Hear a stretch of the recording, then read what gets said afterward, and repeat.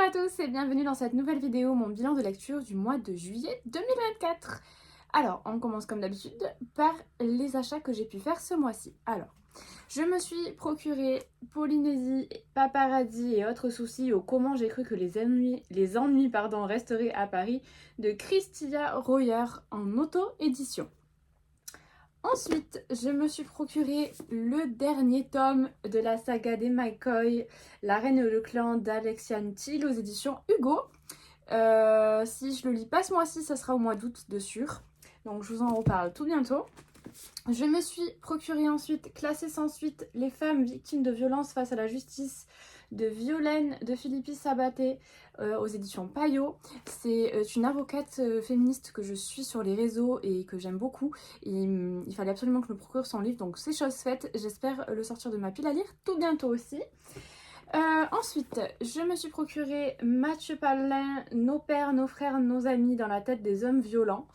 Une enquête hallucinante aux éditions Proches.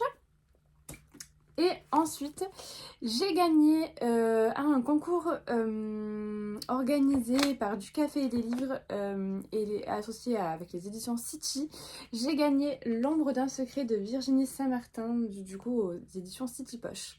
Je pense que je me le sortirai là tout bientôt, donc je vous tiens au courant d'ici peut-être le mois de septembre, je pense que je l'aurai lu. Je vous tiens au courant. Et je vous laisse du coup avec mes lectures du mois de juillet.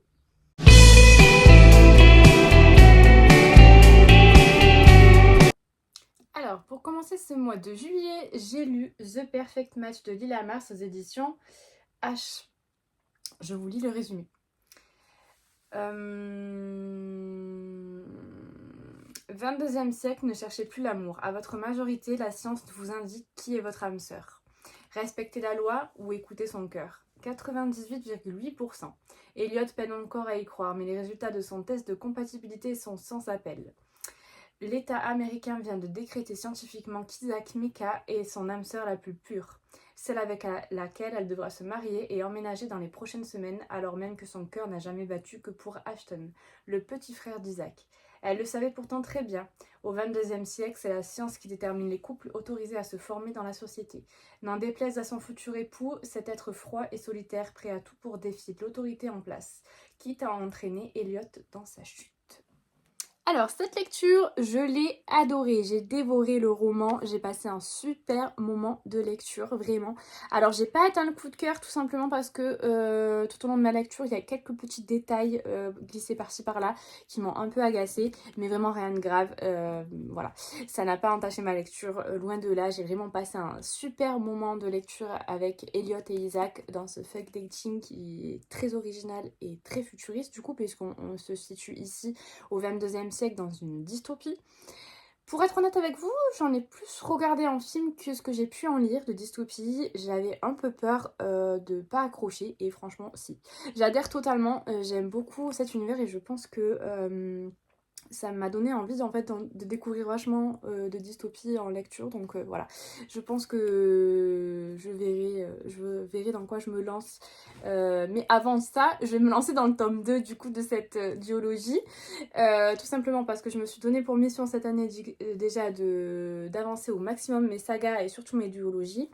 Sachant que cette duologie, il y a un spin-off ou un préquel, je sais pas, qui est sorti tout récemment, donc finalement il y en a 3 qui concernent cet univers, même si c'est pas forcément une suite. Donc voilà, je pense que je me la procurerai et je la lirai bientôt parce que vraiment ça me plaît beaucoup.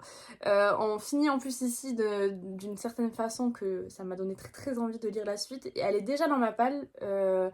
Et je pense que si je le lis pas dans ce mois de juillet, ça sera au mois d'août parce que vraiment j'ai très très envie d'y retourner. Qu'est-ce que je peux vous dire d'autre? Que ici, la plume de l'autrice est vraiment très fluide, très agréable, très addictif. En plus, d'un chapitre à l'autre, les chapitres sont pas très courts, sont pas très longs, pardon, n'importe quoi. Et on passe du coup des pensées d'Eliot à Isaac, et ça vous savez que j'adore, ça donne une rythmique de fou. au roman, donc voilà, ça se lit vraiment très vite. En plus de ça, il y a un côté politique ici qui est vraiment très très bien pensé. Et d'ailleurs, d'une certaine façon, ça fait un peu penser à l'actualité du moment, enfin, du mois dernier. Et je trouve que ça fout quand même pas mal les jetons, il faut l'avouer vraiment. Mais voilà, franchement, si vous êtes adepte de dystopie et de romance, de new romance, vraiment foncez parce que franchement j'ai passé un super moment, je me suis régalée avec ce roman-là. Et du coup, je vous donnerai mon avis sur la duologie complète tout bientôt parce que je pense que je vais lire le deuxième tome. Et du coup, le préquel ou le spin-off, je pense que je le lirai d'ici la fin de l'année, j'espère, pour pas être trop éloignée en termes de lecture, pour pas oublier certains détails. Voilà.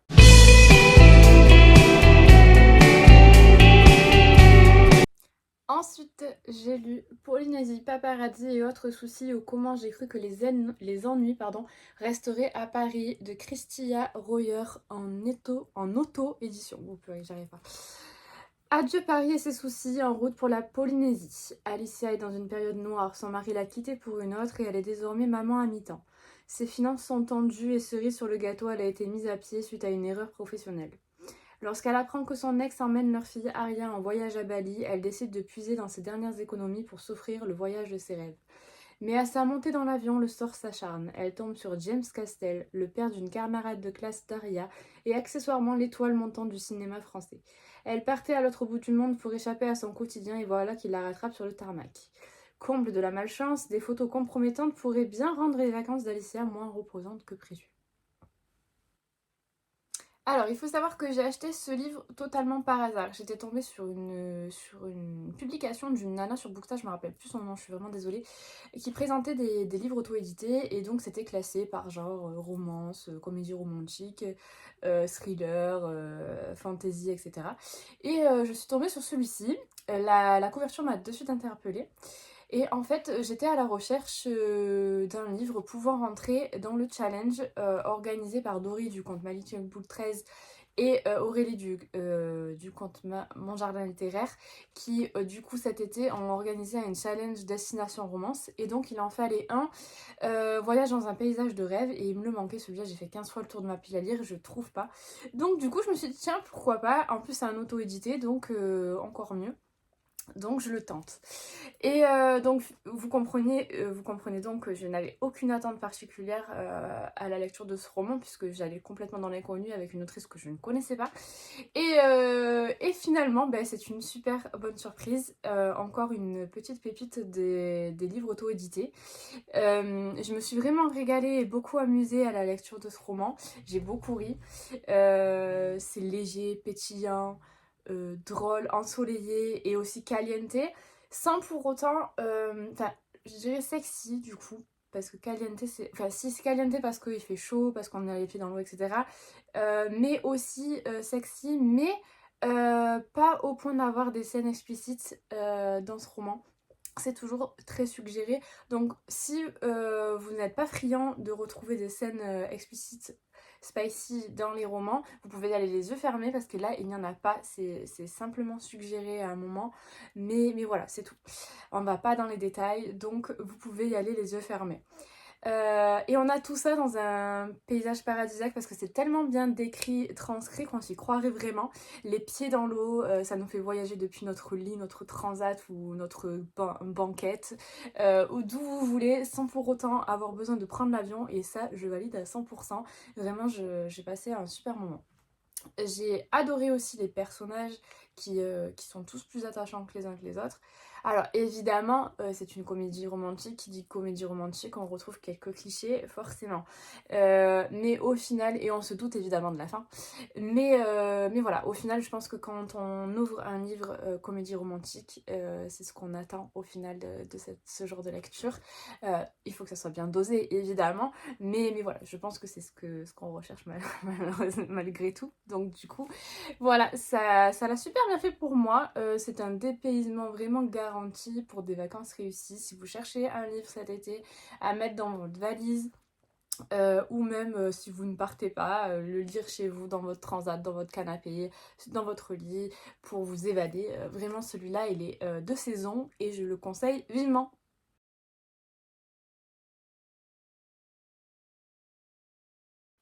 Ensuite, j'ai lu L'affaire Alaska Sanders de Joe Dickers aux éditions Rosy Wolf. Je vous lis le résumé. Avril 1999, Mount Pleasant, une paisible bourgade du New Hampshire, est bouleversée par un meurtre. Le corps d'une jeune femme, Alaska Sanders, est retrouvé au bord d'un lac.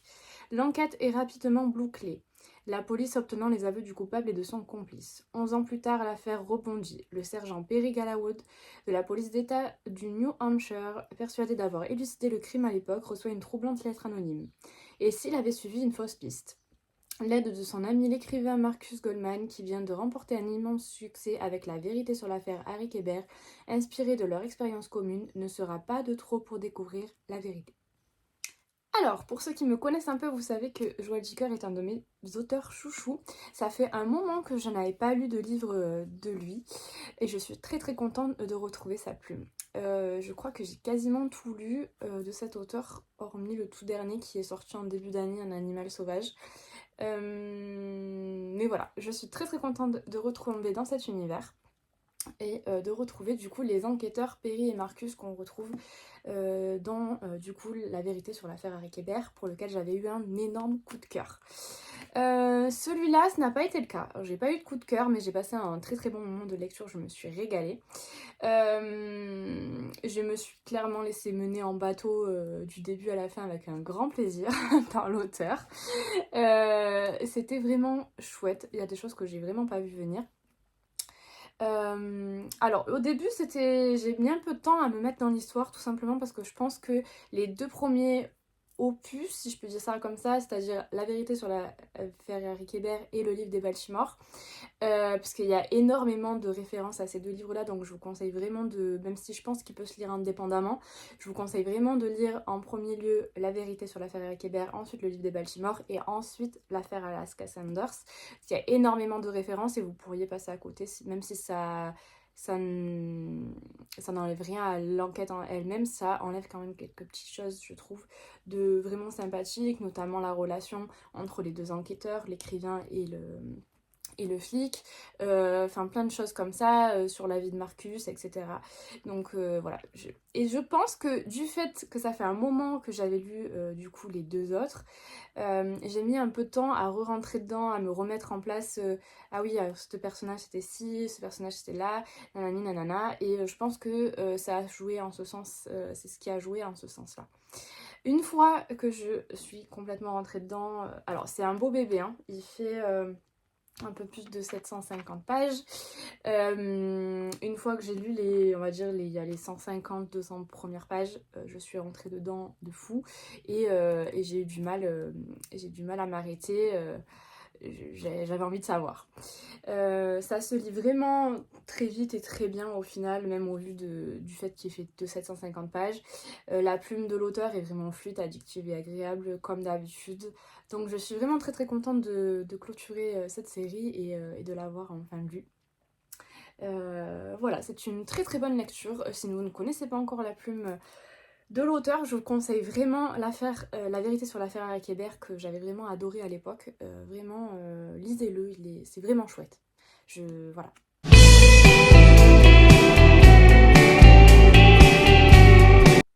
Ensuite, j'ai lu Butcher and Blackbird, la série The Runner's Love de Bryn Weaver aux éditions Verso, un label du Seuil. Je vous lis le résumé. La série killer romance phénomène best-seller BookTok international, meurtre, chaos et passion torride garantie. Tout tueur a besoin d'un ami, tout jeu doit avoir un vainqueur. Lorsqu'une rencontre fortuite rapproche Sloane et Rowan, meurtriers et rivaux, une amitié, aussi improbable soit-elle, naît entre ces âmes damnées. Il s'avère que tous deux ont une prédilection bien particulière pour les autres serial killers. Des petites villes de Virginie occidentale à la chic Californie, du centre de Boston au Texas rural, les deux chasseurs se lancent dans une compétition annuelle macabre et sanglante qui les oppose aux monstres les plus dangereux du pays. Mais quand leur relation finit par évoluer, ils découvrent alors que les fantômes tourmentés qu'ils ont laissés sur leur passage ne sont pas loin. prêts à revendiquer bien plus que leur amour naissant. Sloan et Rowan parviendront-ils à s'extirper de leur jeu mortel, ou ont-ils enfin trouvé un adversaire à leur taille? Alors tout d'abord, avant de vous donner mon avis, je voulais en profiter déjà pour commencer par remercier Babelio et les éditions Verso du coup du label Seuil d'avoir organisé le concours du coup qui m'a permis de gagner ce roman, et donc merci beaucoup pour l'envoi.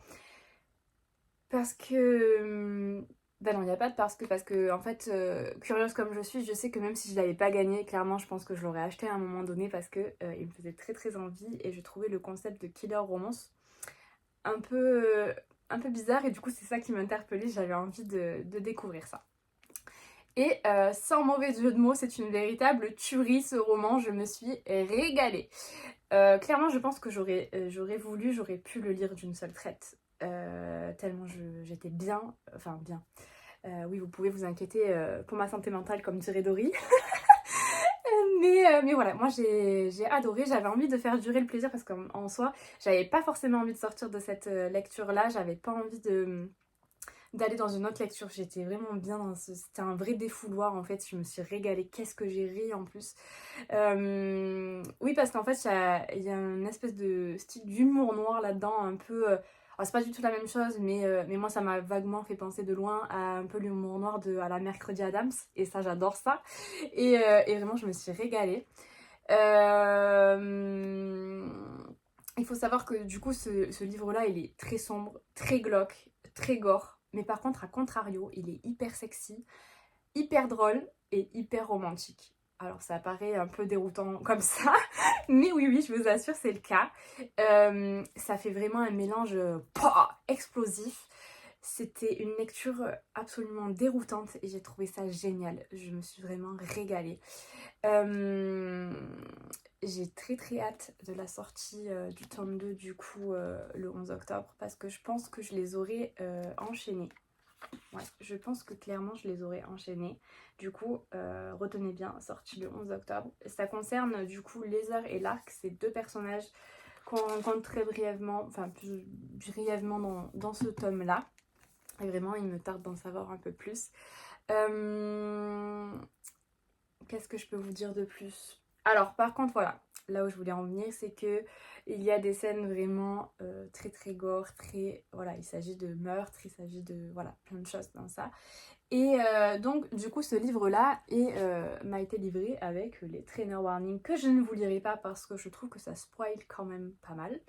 Mais il est bon d'en prendre compte. Et contrairement, comme l'avait été dans Noblesse Oblige, j'avais trouvé que les trainer warnings n'étaient pas assez lisibles. Là, clairement, on a le petit truc en plus. Attention, attention, attention. Je trouve que du coup, c'est bien marqué pour public averti sur le revers de la couverture. Et du coup, on retrouve évidemment tous les avertissements dans les premières pages et qui sont vachement plus lisibles que ce que ça avait pu être la petite phrase toute seule perdue au milieu du livre dans Noblesse Oblige. Donc ça, j'ai trouvé ça cool. C'est vraiment plus de 18 ans et voilà, vraiment pour public averti. Il y a des scènes voilà, de torture, de meurtre, des scènes spicy, très explicites. Donc vraiment, si vous n'aimez pas ça, passez votre chemin. Voilà. Moi, tout ce que je pourrais vous lire, là, clairement, parce que j'ai pas envie de vous lire du tout les trainer warnings, ça spoil trop. Mais par contre, je peux vous lire la petite phrase d'introduction du coup dans le livre. Pour toutes les personnes qui ont lu les avertissements et qui se sont dit « Cannibalisme accidentel ?» Trop chouette. Et voilà, moi rien que ça m'a donné envie de le lire. Mais qui est le rapport entre ça et une romance et tout, enfin, vraiment bizarre. Oups, j'ai tout fait tomber. Je vais ramasser après. Et autre chose hyper chouette, au-delà de la super couverture du coup que j'adore, la qualité du livre et du papier à l'intérieur. Vraiment, j'ai trouvé ça génial. Il y a un super travail des éditions Verso. En fait, oui, voilà, au début du livre, il y a un dossier playlist avec 2 petits QR codes que vous avez là. Et en fait, chaque chapitre, il y a 2-3 chansons à chaque fois qui mettent dans l'ambiance, en gros. Alors moi, pour être honnête avec vous, je ne l'ai pas fait durant ma lecture, tout simplement quand il y a petit loup qui dort à côté de moi ou quoi que ce soit, j'ai pas forcément mes écouteurs et tout ça, donc je l'ai pas fait. Puis moi, j'aime bien lire en silence. Donc voilà, ça, je l'ai pas fait sur le moment de ma lecture, mais par contre, par curiosité, je l'ai fait après pour écouter, voir un peu de quoi il s'agit comme musique. Et voilà, je trouvais ça, le concept très très sympa. Pareil, au début, vous avez le prologue. Il s'agit du coup des règles du jeu morbide entre Sloane pardon, et Rowan. Et ça, je trouve ça super chouette. Vraiment, ce livre, j'adore. Qu'est-ce que je pouvais vous dire plus? En plus, il y a cette rythmique entre on passe d'un chapitre où on a les pensées de Sloane à un chapitre où on a les pensées de Rowan. Et ça, je trouve ça génial. Là, il s'agit du coup d'un best friend to lover comme trope. J'ai pas trop l'habitude d'en lire parce qu'en fait c'est tout récent en fait que je lis enfin pas récent mais je veux dire c'est pas la romance c'est pas forcément ce que je lis le plus on va dire et même si je lis de tout et donc c'est vrai que Best Friend to Lover je l'avais pas forcément lu jusqu'à présent et j'ai trouvé ça super chouette. Il y a une tension géniale. Et ce que j'ai trouvé d'autant plus chouette, c'est que tout est... C'est pas logique dans le sens où on est dans un univers hyper sombre, mais par contre, j'ai trouvé leur couple, ou leur futur couple, très respectueux, très romantique, très complètement à l'inverse de ce qui se passe. En gros, pour moi, cette relation n'est pas forcément toxique. Alors que l'univers dans lequel ils évoluent l'est complètement. Et c'est ça que j'ai trouvé déroutant, j'ai trouvé ça génial. Enfin, je sais pas trop comment m'exprimer autrement, mais voilà. En tout cas, parce que même si dans leur relation, ils sont, on va dire, sains, dans leur cerveau, ils ne le sont pas du tout, clairement. Parce que même si, ok, leur jeu à eux, leur hobby, c'est de tuer des serial killers qui sont pervers, pédophiles, etc., ça n'en reste pas moins des serial killers quand même aussi. Ils aiment torturer, ils aiment tuer, et machin. Donc de ce côté-là, ils ne sont pas sains du tout. Mais par contre, entre eux, leur relation amoureuse, elle, je la trouve saine. Même si, c'est tout est relatif, hein. Il y a des limites quand même.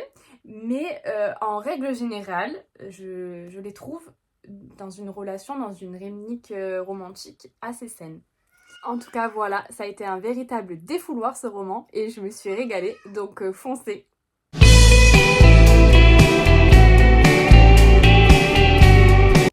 Ensuite, j'ai lu Libéré de Titiou Lecoq. Le combat féministe se gagne devant le panier de linge sale aux éditions Le Livre de Poche. Je vous lis le résumé.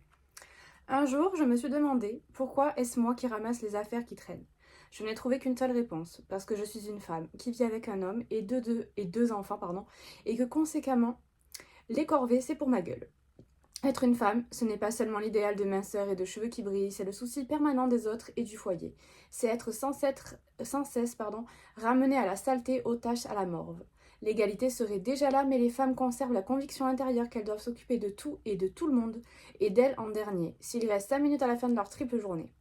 Et si le combat féministe devait encore et toujours se jouer dans la vie quotidienne de chacune et chacun, chez soi, dans sa propre maison, devant le panier de linge sale. Alors, il s'agit d'une bonne lecture pour moi, je suis bien contente d'avoir découvert ce livre-là. J'ai eu un peu de mal par contre au début avec la plume, et puis finalement ça s'est bien décanté. Donc non, une très très bonne lecture. C'est donc un essai féministe vraiment des plus intéressants, qui fait énormément réfléchir. D'un point de vue de sphère privée, au cœur du ménage, de son chez-soi, au cœur des tâches ménagères et bien au-delà d'ailleurs. Si vous lisez ce livre, vous le verrez. Finalement, on peut se demander quelle est la place de la répartition des tâches ménagères dans le combat contre le sexisme. Eh bien, en fait, tout simplement, je pense que d'un côté, elle a raison. Je pense que ça s'y est pas pour rien, en tout cas, que ça traîne.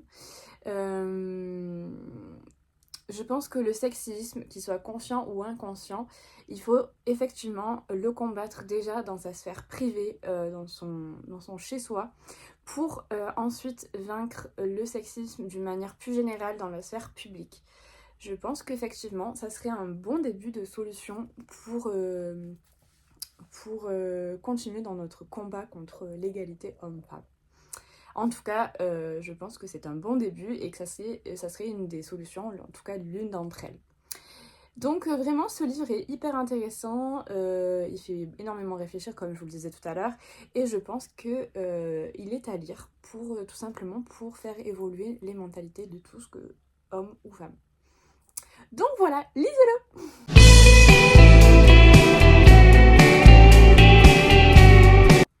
Et pour finir, hier soir, j'ai terminé 1000 baisers pour un garçon de Tilly Cole aux éditions Hachette. Je vous lis le résumé. Un garçon, une fille, un lien qui s'est tissé en un instant et solidifié pendant 10 ans.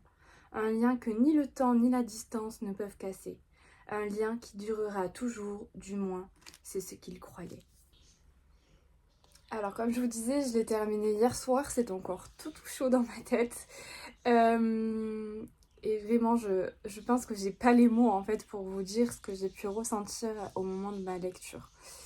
Alors, pour être honnête avec vous, lorsque j'ai acheté mon livre sous les bons conseils de Dory, je n'avais aucun doute sur le fait que j'allais aimer ou pas, c'est pas ça, mais je partais avec d'énormes a priori sur cette lecture. Déjà, c'est considéré comme du yoga adulte, ce qui est le cas puisque la plume de l'autrice est accessible vraiment à du jeune public. Il y a énormément de dialogues, c'est écrit gros, il y a 300 pages. Donc voilà, vraiment, vraiment accessible à un public jeune adulte. Et je pensais que, alors c'était soit ça passe soit ça casse. J'avais peur que à ce niveau-là ça passe pas avec moi. Finalement ça m'a pas dérangé. Vraiment c'est une très très belle surprise ce roman. D'ailleurs il va falloir que je me remette de mes émotions. Je pense que ça se sent dans mon élocution, dans ma façon de parler. On peut dire que c'est un coup de cœur parce que clairement moi personnellement qui ne crois pas au grand amour, et qui pleure très difficilement devant un livre. Il faut vraiment que celui-là il me prenne aux tripes. Donc c'est vraiment rare. Et là, la magie a opéré et vraiment bien parce que j'ai vraiment pleuré tout le long du roman. J'ai pas les mots. J'ai pleuré vraiment toutes les larmes de mon corps à la lecture de ce roman. J'ai fermé le livre vraiment le cœur brisé. Alors cette histoire est vraiment sublime, elle est magnifiquement belle, vraiment, on en a le souffle coupé, les papillons dans le ventre, tout ça, mais malgré tout elle est terriblement, horriblement triste et voilà. Donc si vous cherchez pour cet été une lecture légère, pétillante, drôle, belle, etc., passez votre chemin parce que même si cette histoire est magnifique, il n'y a pas d'autre mot, malgré tout, elle est terriblement triste. Elle traite de thématiques vraiment très très dures.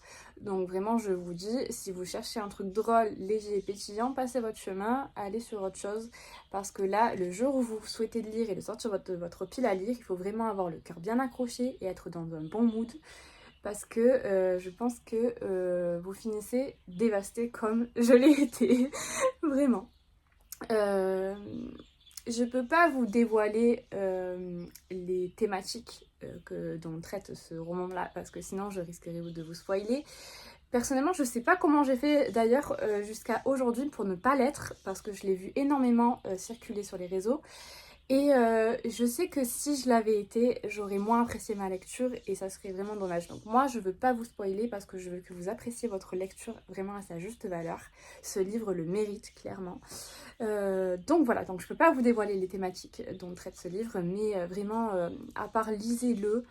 Bon, quand vous êtes dans un bon mood, hein, soyons d'accord, mais vraiment lisez-le, ce livre est beau, il est magnifique. Vraiment, je vais avoir du mal à m'en remettre clairement, ça c'est sûr et certain. une très très belle surprise, je suis vraiment contente de mon achat. En plus de ça, j'avais longuement hésité à le prendre en version collector comme ceci. Je le trouve vraiment magnifique. Et je m'étais dit, ouais, je suis pas sûre que tu vas accrocher, etc. Quand c'est un peu trop gnangnan, machin, nanana, tu n'accroches pas forcément. Et c'est vraiment l'a priori que j'avais sur ce livre-là. Alors, il y a un peu de ça malgré tout, mais l'histoire, elle est tellement belle qu'on passe largement au-dessus de ça, que ça soit comme la plume très accessible de young adulte, etc. Voire même plus jeune, etc. Ces a priori se sont envolés au fur et à mesure des pages tournées, vraiment. Donc je regrette pas du tout mon achat en version...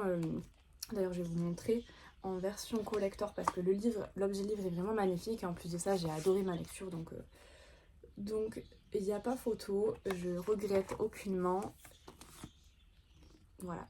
Attendez, je vais vous montrer là aussi. Voilà. Vraiment, si vous tente, allez-y parce que... Vraiment, j'ai pas d'autre mot que lisez-le en fait, hein, vraiment. Et voilà pour mes lectures du mois de juillet 2024. Je vous remercie du fond du cœur d'être toujours au rendez-vous et je vous dis au mois prochain.